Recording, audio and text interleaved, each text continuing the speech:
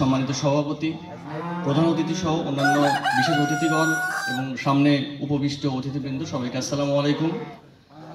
দেশীয় জাত, আধুনিক প্রযুক্তি, প্রাণী সম্পদে হবে উন্নতি, এই প্রতিপাদ্যকে সামনে রেখে যে প্রথমবারের মতো একযোগে সারা দেশব্যাপী যে প্রাণী সম্পদ সেবা সপ্তাহ উদযাপিত হতে যাচ্ছে, তার এই উদ্বোধনী অনুষ্ঠানে এই সেবা সপ্তাহের সার্বিক যে সাফল্য এটি কামনা করি এবং ধনবাড়ি যিনি এই প্রাণী সম্পদ দপ্তরের প্রধান হিসেবে সম্মানিত যে প্রাণী সম্পদ অফিসার, ওনার সুদক্ষ নেতৃত্বে ধনবাড়ির প্রাণী সম্পদের যে অগ্রগতি ধারাবাহিকতাভাবে আরও এগিয়ে যাবে, এই শুভকামনা রইল।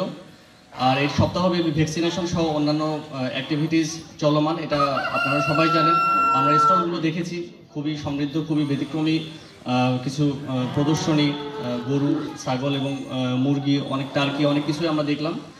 এটা অবশ্যই আগত যারা অতিথি তাদেরকে এবং যারা এই প্রাণী সম্পদে কিছু করতে চায় তারা উদ্বুদ্ধ হবে এবং এখান থেকে সেবা নিতে, এই বিষয়গুলোতে তারা আগ্রহী হয়ে এই ধনবাড়ির প্রাণী সম্পদ তথা সারা দেশের যে প্রাণী সম্পদ এবং প্রাণীজ পুষ্টি, প্রাণীজ আমিষের যে যোগানে ভূমিকা রাখবে বলে আশাবাদ ব্যক্ত করি এবং এটা অত্যন্ত চমৎকার একটি আয়োজন।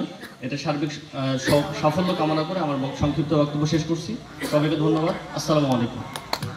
আমাদের সামনে বক্তব্য রাখবেন ধনবাড়ি থানার ভারপ্রাপ্ত কর্মকর্তা জনাব এস এম শহীদুল্লাহ।